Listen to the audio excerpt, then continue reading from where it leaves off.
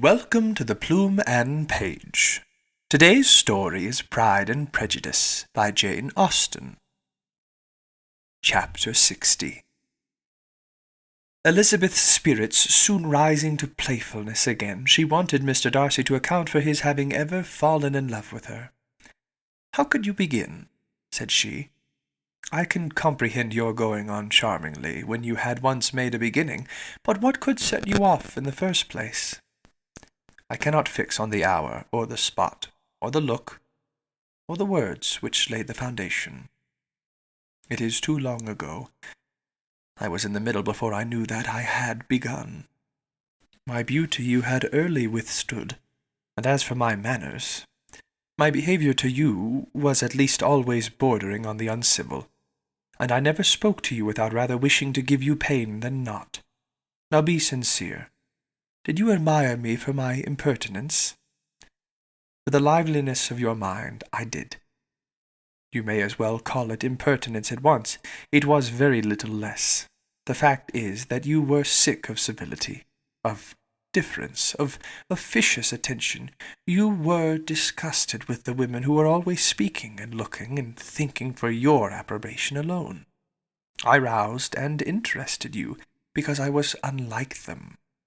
Had you not been really amiable, you would have hated me for it, but in spite of the pains you took to disguise yourself, your feelings were always noble and just, and in your heart you thoroughly despised the persons who so assiduously courted you. There, I have saved you the trouble of accounting for it, and really, all things considered, I begin to think it perfectly reasonable. To be sure, you knew no actual good of me, but nobody thinks of that when they fall in love. Was there no good in your affectionate behaviour to Jane whilst she was ill at Netherfield? Dearest Jane, who could have done less for her? But make a virtue of it by all means. My good qualities are under your protection, and you are to exaggerate them as much as possible. And in return it belongs to me to find occasions for teasing and quarrelling with you as often as may be. And I shall begin directly by asking you what made you so unwilling to come to the point at last. What made you so shy of me when you first called, and afterwards dined here? Why, especially when you called, did you look as if you did not care about me? Because you were grave and silent, and gave me no encouragement. But I was embarrassed, and so was I. You might have talked to me more when you came to dinner. A man who had felt less might. How unlucky that you should have a reasonable answer to give, and that I should be so reasonable as to admit it.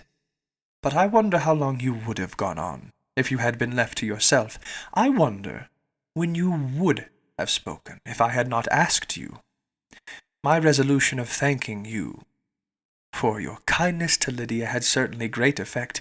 Too much, I am afraid. For what becomes of the moral, if our comfort springs from a breach of promise? For I ought not to have mentioned the subject. This will never do. You need not distress yourself. The moral will be perfectly fair. Lady Catherine's unjustifiable endeavours to separate us were the means of removing all my doubts. I am not indebted for my present happiness to your eager desire of expressing your gratitude. I was not in a humour to wait for any opening of yours. My aunt's intelligence had given me hope, and I was determined at once to know everything. Lady Catherine has been of infinite use, which ought to make her happy, for she loves to be of use. But tell me, what did you come down to Netherfield for? Was it merely to ride to Longbourn and be embarrassed? Or had you intended any more serious consequence? My real purpose was to see you, and to judge, if I could, whether I might ever hope to make you love me.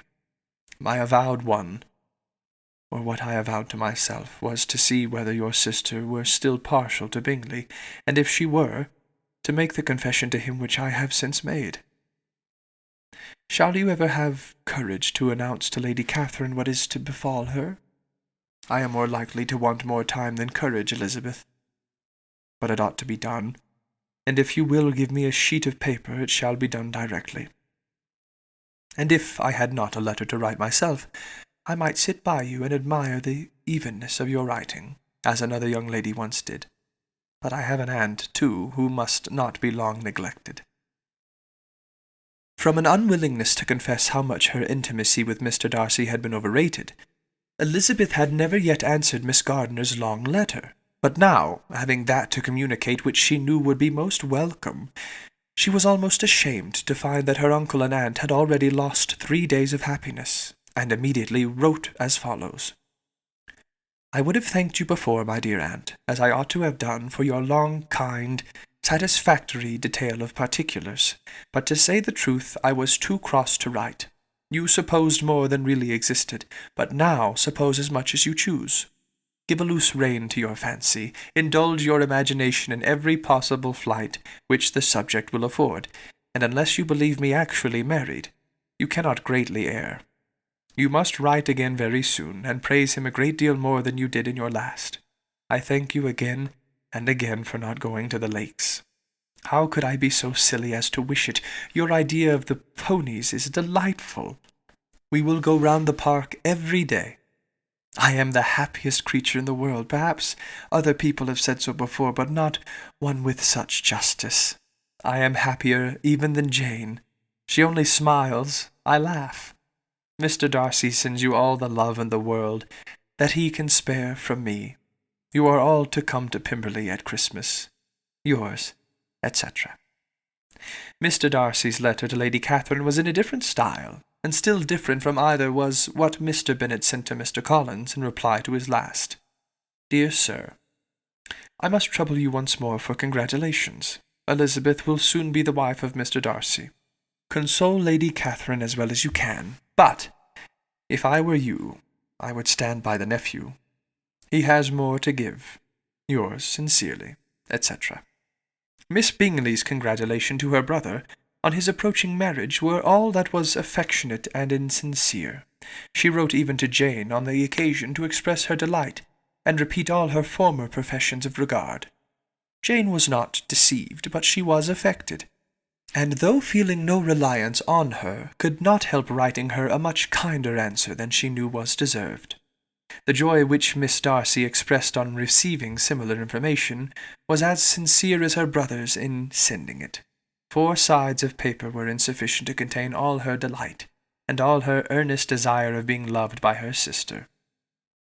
Before any answer could arrive from Mr. Collins, or any congratulations to Elizabeth from his wife, the Longbourn family heard that the Collinses were come themselves to Lucas Lodge. The reason of this sudden removal was soon evident. Lady Catherine had been rendered so exceedingly angry by the contents of her nephew's letter, that Charlotte, really rejoicing in the match, was anxious to get away till the storm was blown over.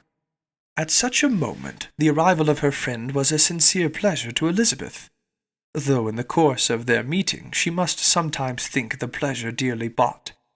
When she saw Mr. Darcy exposed to all the parading and obsequious civility of her husband, he bore it, however, with admirable calmness. He could even listen to Sir William Lucas when he complimented him on carrying away the brightest jewel of the country, and expressed his hopes of their all meeting frequently at St. James's, with very decent composure.